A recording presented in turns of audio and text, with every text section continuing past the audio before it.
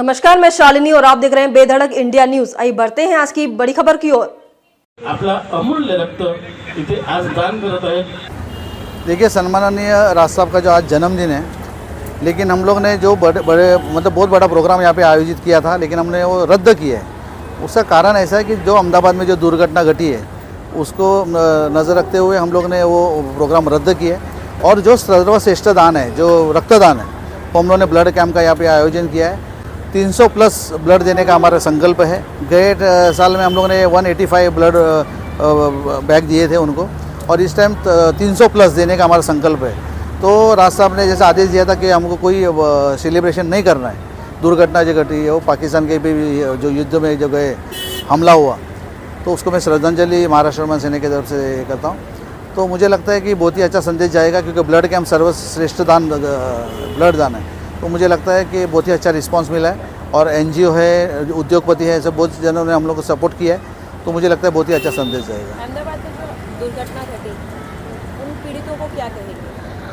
अभी मैं उनके बारे में कुछ बोलने जैसा कुछ है नहीं, क्योंकि जो बहुत ही दुखद की बात है। तो मैं ये प्रशासन को ये कहना चाहता हूँ कि जो भी आप फ्लाइट हो या कोई भी जो ऑर्गेनाइजेशन हो, उनको आप ये थोड़ा कंट्रोलिंग होना चाहिए। क्योंकि अगर एक फ़्लाइट ऐसे तरीके से क्रैश होता है, अभी समझो तो नीचे था, ऊपर से अगर समझो कि गिरता था या कुछ भी हो सकता था, तो बहुत बड़ी दुर्घटना हो सकती थी, इससे भी बड़ी, और कुछ और भी लोग मारे जाते थे। तो मुझे लगता है जो मशीनरी है, जो ऑर्गेनाइज करते हैं, जो भी हो उनका जो मैनेजमेंट, तो उनको नरेंद्र मोदी साहब के पास से उनको एक उनका लेसन लिया जाना चाहिए। क्योंकि बार बार ऐसी दुर्घटना घटी है, और एयर इंडिया के बारे में ज़्यादा करके हो रहा है। तो मुझे लगता है किधर न किधर फेलियर है सिस्टम का, तो उसको सुधार करना चाहिए, यही मेरी मांग है। राज साहब का आज बर्थडे और आने वाले इलेक्शंस भी है, इसके मद्दे रखते हुए आप अपने जो कार्यकर्ता हैं उनको क्या कहेंगे और कितनी सीट लाने की अपेक्षा रखते हैं? देखिए, मैं गए टाइम भी मैंने मेरे न्यूज़ में बोला था कि हमारा महाराष्ट्र में सेना का एक भी नगर सेवक नहीं, एक भी आमदार नहीं, एक भी खासदार नहीं है।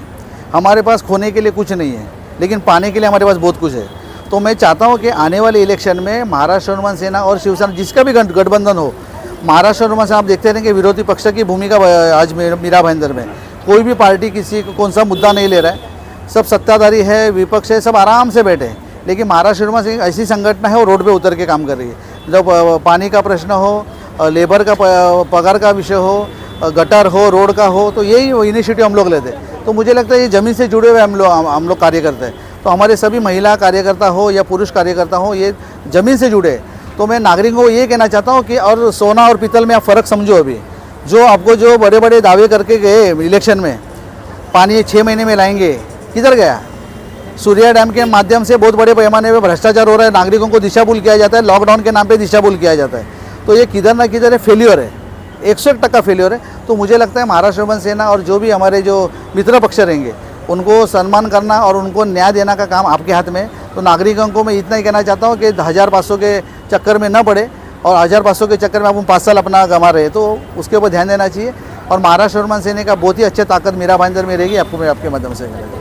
क्या कहेंगे कुछ मनसे के कार्यकर्ता जो आज राष्ट्रवादी में प्रवेश करने वाले हैं? देखिए, जो राष्ट्रवादी में प्रवेश कर रहे किधर भी उनकी मर्जी है, लेकिन अगर सोने को छोड़ के अगर पीतल में जा रहे हैं तो उनका दुर्भाग्य मैं बोलता हूँ।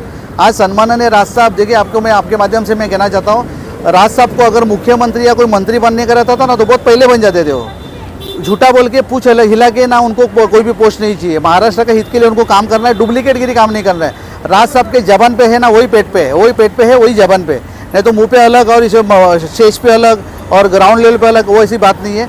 तो राज साहब को अगर बनने का, मुख्यमंत्री बनने का रहता तो इससे पहले 10 साल 15 साल पहले बनते थे। हमारे महाराष्ट्र में सेना की बहुत बड़ी ताकत है, ग्राउंड लेवल पे ताकत है।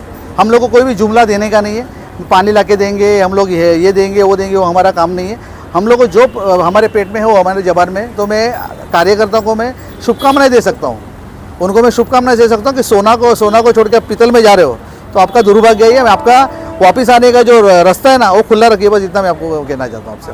अब तक के लिए बस इतना ही, फिर होगी आपसे मुलाकात। तब तक के लिए नमस्कार और देखते रहिए बेधड़क इंडिया न्यूज।